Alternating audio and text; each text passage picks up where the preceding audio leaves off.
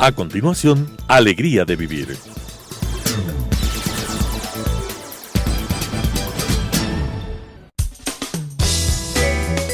Clasificación A. Apto para todo público.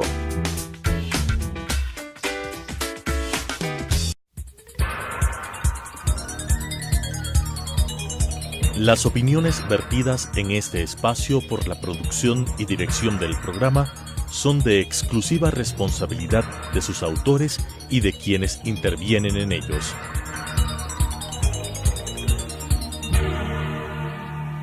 Telesucesos Canal 29 UHF presenta Alegría de Vivir, un espacio para reflexionar sobre temas educativos, familiares y de estilo de vida, convirtiendo nuestra existencia en una grata experiencia de vida, con la conducción de Alegría Crespo. Alegría de Vivir. Hola, hola, bienvenidos a otro programa de Alegría de Vivir. Hoy estoy emocionadísima, no saben la emoción que tengo porque uno en la vida tiene ciertos referentes y tiene ciertas personas que le van marcando. Y hace un tiempo quería yo ver la manera de traer a esta persona que está al lado mío el día de hoy a Ecuador para que nos comparta su experiencia en educación, en la vida.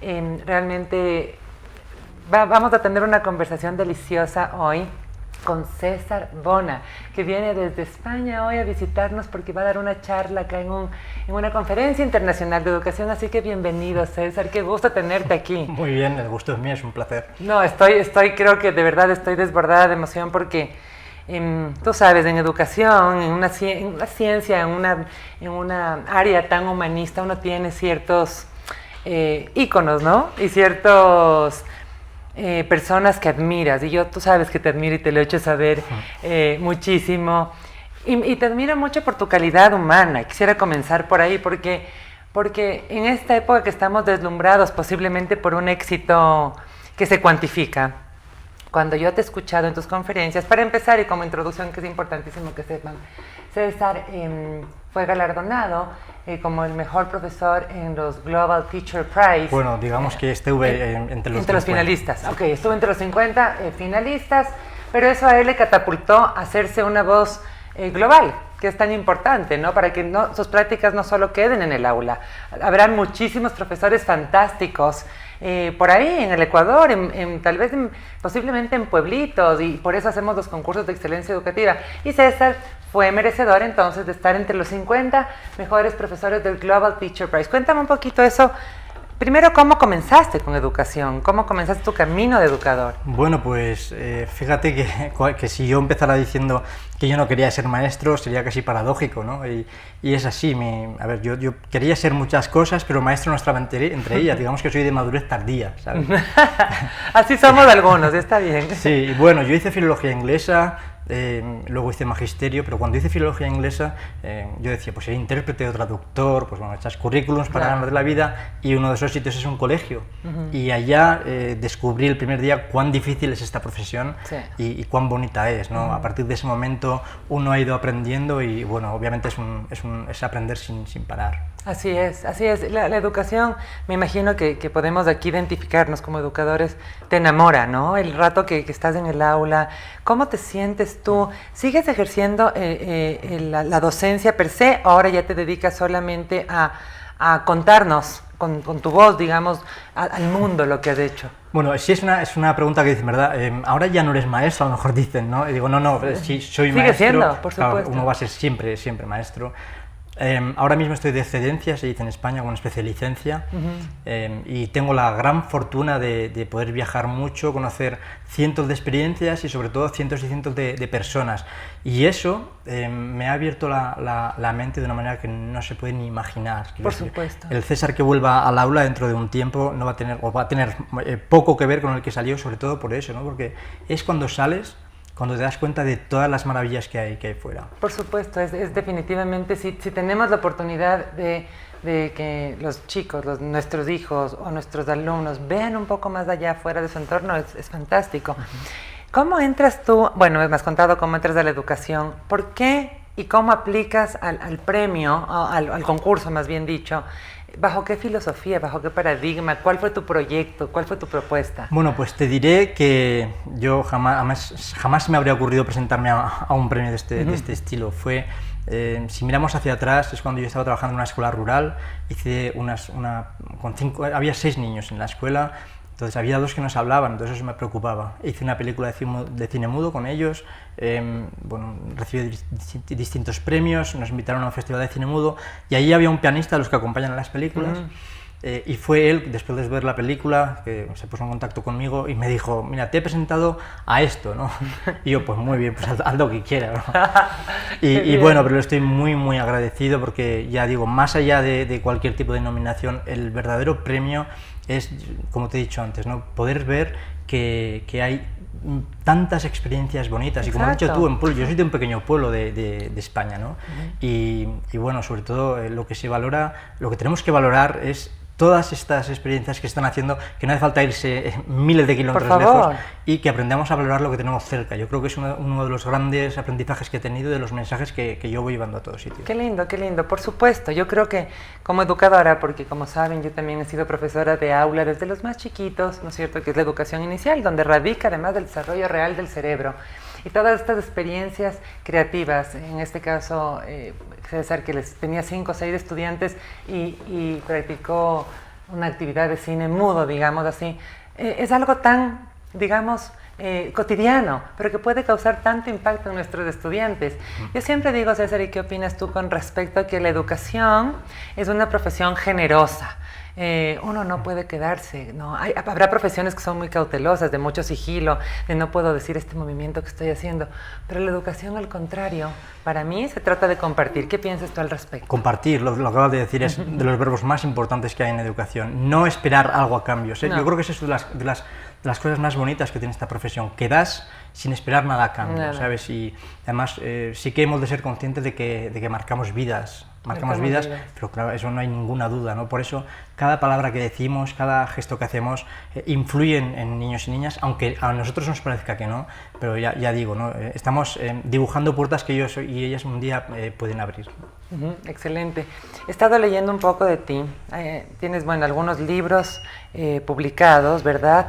¿Cómo has decidido, digamos, qué experiencias plasmas en tus libros y con qué fin? ¿Tienes alguna particularidad que nos quieras contar?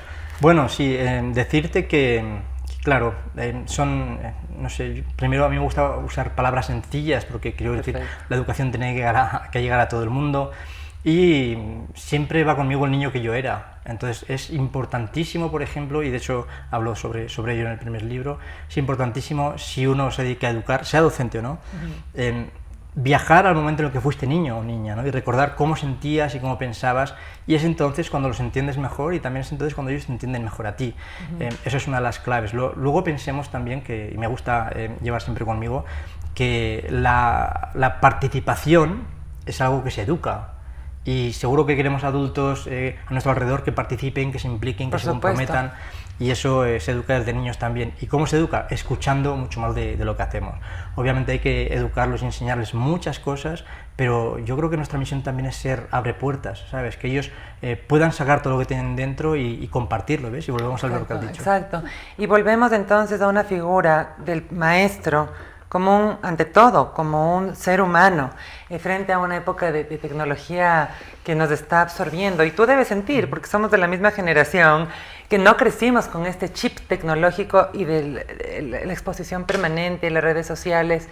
Creo que quisiera saber cómo pues plantearías tú una docencia asertiva con el gran enemigo o amigo, depende cómo lo manejemos, que es el internet y la tecnología. Claro, tú fíjate, si vas caminando por la acera, tú tienes que ir esquivando adultos, y no digo niños, adultos que van con los teléfonos móviles. Totalmente. Entonces solo podemos exigir lo que nosotros podamos dar. Es muy importante entonces que les hagamos ver que, claro, la internet, ¿no? Yo siempre he dicho a niños y niñas que es como un océano, y ahí puedes encontrar tesoros o latas oxidadas. Por eso es tan importante el pensamiento crítico o el contrastar Discernir. la información.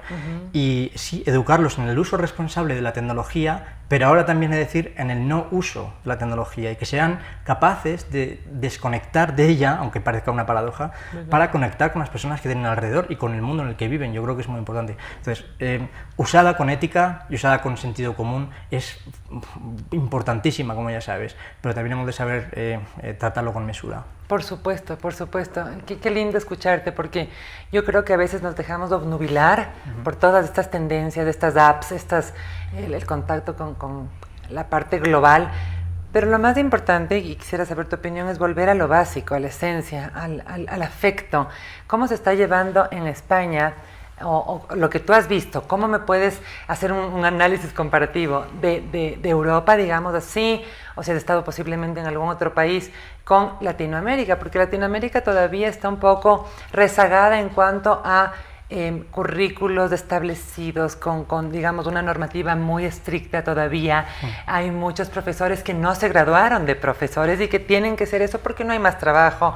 Es decir, soñamos en una educación así, cálida, afectuosa, divertida, ¿no? Sí, pero sabes, el alma de las instituciones, y entre ellas están las escuelas, son las personas que las componen. Así es. Entonces podemos hablar de muchas leyes, pero lo que va a influir en tu hijo o en tu hija es precisamente la persona que está en la escuela, que es su maestro o su maestra. Obviamente, cuando uno tiene que ser maestro, ha de saber que es una profesión muy difícil y es un reto continuo y es un privilegio ser maestro, pero también es una grandísima responsabilidad. Sí.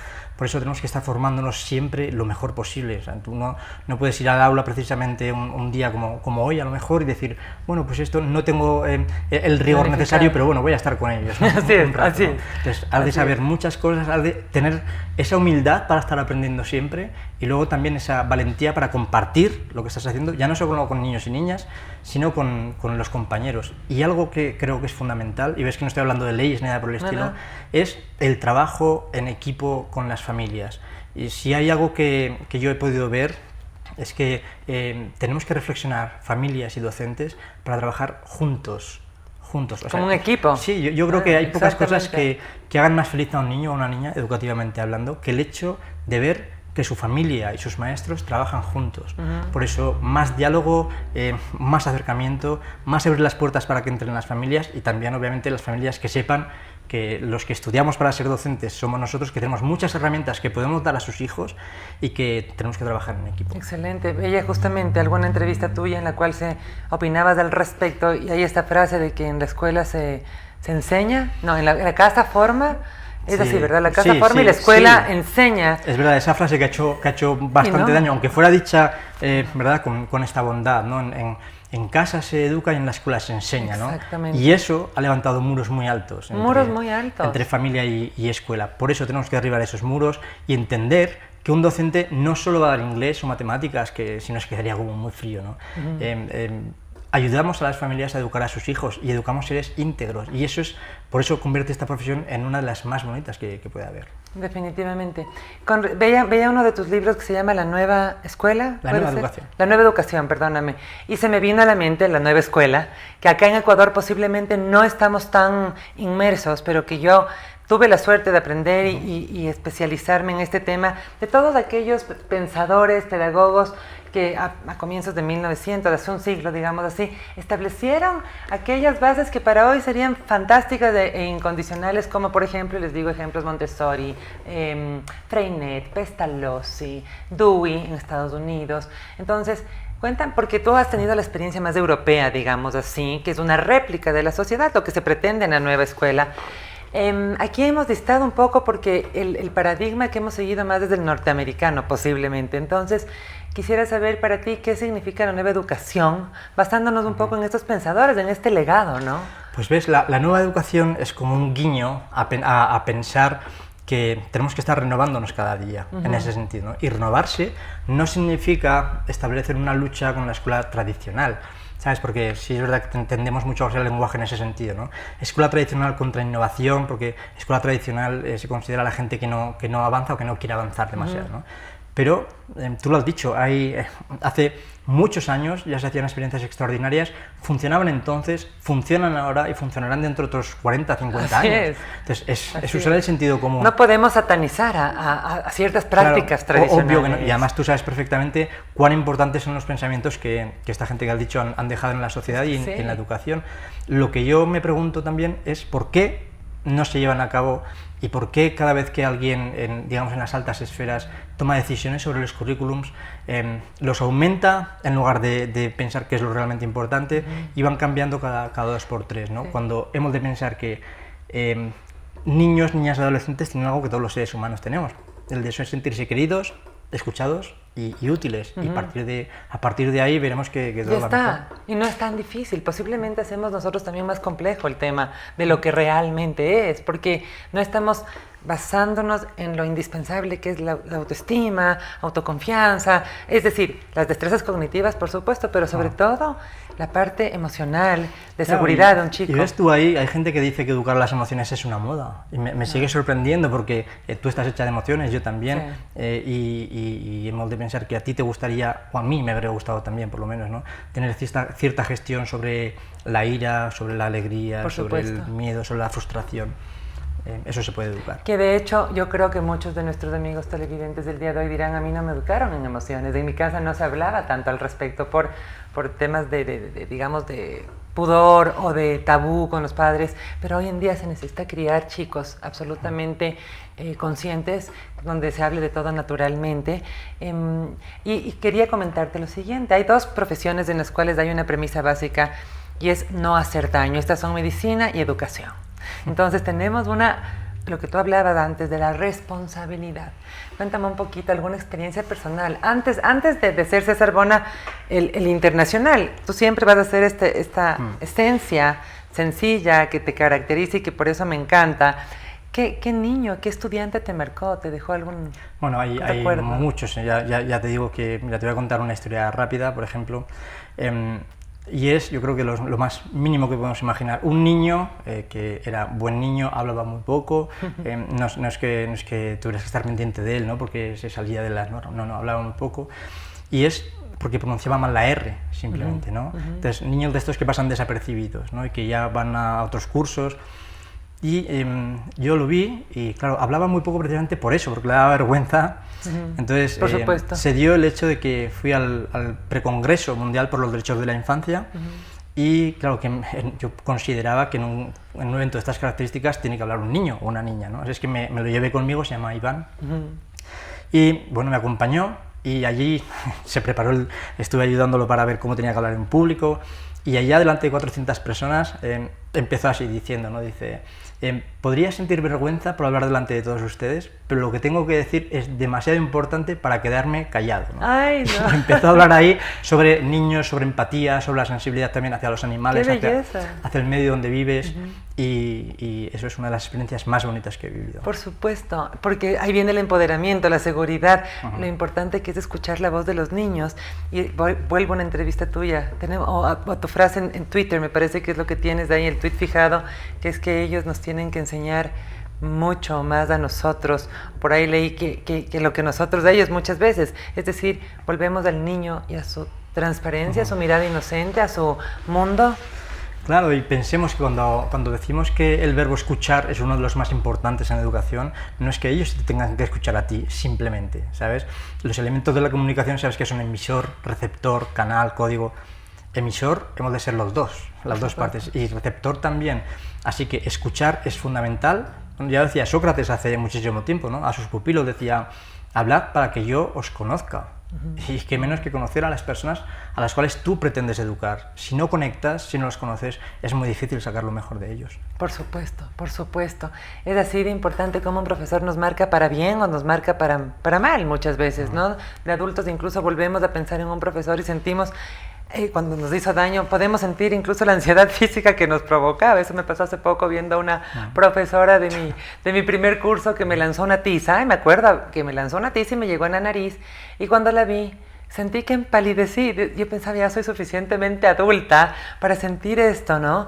Y vuelves a decir, es impresionante el impacto que podemos causar. Y también como padres, nos están viendo muchos padres de familia que a veces me dicen a mi alegría, pero darles una nalgada, un chancletazo, digamos así, está bien porque se les corrige. Pues yo creo que hay miles de maneras más efectivas para crear consecuencias. Con respecto a esto, a pesar de que suena algo tan lógico, no lo es todavía.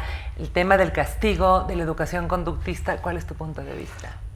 Te voy a decir que en mi experiencia, y luego he analizado estos años que yo he sido docente, y que sigo siendo, ¿no? Pero estos 16 que he estado en el aula, y mira, de todos los castigos que yo impuse, ninguno funcionó. Así es. Te lo voy a decir seriamente, ninguno funcionó. Intentaste, porque esa fue la manera en que fuiste Sí, educado, además. Yo creo que el castigo, analizándolo, ¿no? Cómo eran las cosas, para mí era la proyección de mi propia frustración. Quiero decir, cuando ya no veía más solución, le castigaba, ¿no? a un niño. No has hecho esto, en lugar de buscar alternativas, que es lo necesario, o estimular ese diálogo que es tan importante, decía, no, castigados y ya está, ¿no? Y con eso tú te olvidas del problema al momento, o piensas que estás solucionándolo cuando obviamente no se soluciona. Hay una frase que dice: la naturaleza no entiende de premios ni de castigos, entiende de consecuencias. De acuerdo, totalmente. Las consecuencias de cada acto que tú haces también están implícitas en ese castigo. Y no, lo que sí funcionó siempre que he estado con niños y niñas es darles la posibilidad de que ellos reflexionen sobre lo que han hecho y cómo van a mejorar a partir de ese momento, o darles la posibilidad de que sean útiles, lo que te he dicho antes, ¿no? Y que vean cómo pueden ayudar a otras personas. Eso funcionó muchísimo más que cualquier castigo que se podía imponer. Por supuesto. Y así también tuviste que hacer ensayo, error. También hemos pasado por ahí, porque replicamos lo que vivimos. Y aquí vuelvo a un tema que a mí me preocupa mucho, y más que preocuparme, es como que digo, hay que seguirlo trabajando, y es la revalorización docente. ¿Cómo crees que estamos vistos, pues, los docentes mundialmente? ¿Ha habido un cambio? ¿Hay un futuro esperanzador? ¿Cómo son, no sé, cuáles son tus ideas al respecto de este tema del docente que debe ser potenciado, revalorizado, motivado, para que sea un motivador, ¿no? Mira, hace un año aproximadamente estaba en Colombia y estaban haciendo una entrevista a una directora de cine, estaba yo esperando, ¿no?, para ir después de ella, y mientras yo la veía, ella hablaba, pues, de la película que había hecho, y yo, mientras tanto, yo pensaba, digo, fíjate, todo empieza en la educación. Absolutamente todo que imaginemos, todo lo que vemos, empieza en la educación, ¿no? Si esta persona hubiera encontrado a alguien que le hubiera dicho, ¿tú dónde te crees que vas? Esto no se puede hacer, ni lo intentes, ni... Claro. No, pues seguramente habría dicho, vale, me voy a dedicar a otra cosa, ¿no? Y estamos hablando en este caso de profesión. Pero te he dicho antes, que educamos seres íntegros. Por eso esta profesión ha de ser valorada por toda la sociedad. Pero claro, la gente no tiene que pensar que solo educamos o bien en la familia o bien los maestros. La educación es algo que afecta a todos, o que implica a todo el mundo, a toda la sociedad. Al periodista que afecta o que focaliza en ciertos aspectos de la noticia, o a la persona que arroja un chicle delante de tu hijo con 2 metros en la acera. Eso también es educar. Por supuesto. Pero en lo que respecta a los maestros, sí que hay algo que queda claro. Queremos también que se dignifique nuestra profesión, no hay ninguna duda, pero para eso obviamente hemos de empezar desde nosotros, dando nuestra mejor versión cada día, para luego sacar la mejor versión de niños y niñas. Y en esa versión está el tender puentes siempre, aunque te lo haya dicho, lo repito, hacia las familias. Hasta que no trabajemos en equipo, no veremos cómo la educación va adelante. Sí, excelente. Y la verdadera revolución puede estar, el otro día posteaba algo, como que puede estar en un profesor y una tiza, es decir, tanto insumo, tanto material, por supuesto que es un apoyo, pero mientras haya un buen profesor, ¿no es cierto?, creo yo que seguimos siendo protagonistas en el aula para trascender para bien en nuestros chicos. Sin duda. ¿Sí? Vamos a ir con pena cerrando este momento hermoso. Yo quisiera que César nos dé un mensaje final, algo que nos deje reflexionando sobre la importancia de la educación. Todos, finalmente, si somos padres, educamos a nuestros hijos, si somos profesores, educamos, pues, a nuestro grupo, y si somos administradores, líderes, también tenemos un papel fundamental como rectores, directores, de motivar a ese cuerpo docente. Así que, César, unas palabras finales para nuestra audiencia, por favor. Pues esto tiene mucho que ver con las relaciones sociales. Bueno, primero, que somos seres sociales y que tenemos que educarnos también en la relación de unos con otros y en el respeto de unos a otros. que podemos educar en muchas cosas, pero creo que lo más importante es educar precisamente en el respeto. Vamos a lo básico. Sí. Respeto a uno mismo, respeto a los demás, respeto al medio ambiente, respeto a las diferencias. Y ahí, con esto seguramente quiero terminar, ¿no? Que pensemos que todos somos diferentes, cerca de 8.000 millones de personas en el mundo y ni uno solo es igual a otro. O sea que tenemos que empezar a ver y luego educar a niños y niñas en el hecho de que la diferencia es un regalo y jamás va a ser un inconveniente. Yo creo que esas palabras tienen que llegar a todos, seamos educadores o no. No, exactamente, me encanta, me quedo con la piel que se me hizo piel de gallina de la emoción de estar con César, de verdad, gracias. Les espero entonces en Alegría de Vivir para que vivencien y para que experimenten este tipo de programas tan yo creo que suman muchísimo a nuestra sociedad. Soy Alegría Crespo y recuerden que la vida es un ratito y ese ratito hay que vivirlo bien. Chao.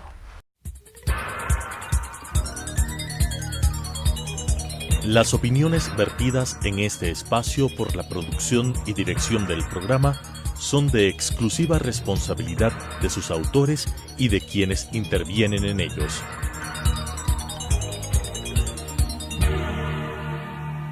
Telesucesos Canal 29 UHF presentó Alegría de Vivir, un espacio para reflexionar sobre temas educativos, familiares y de estilo de vida, convirtiendo nuestra existencia en una grata experiencia de vida, con la conducción de Alegría Crespo. Alegría de Vivir.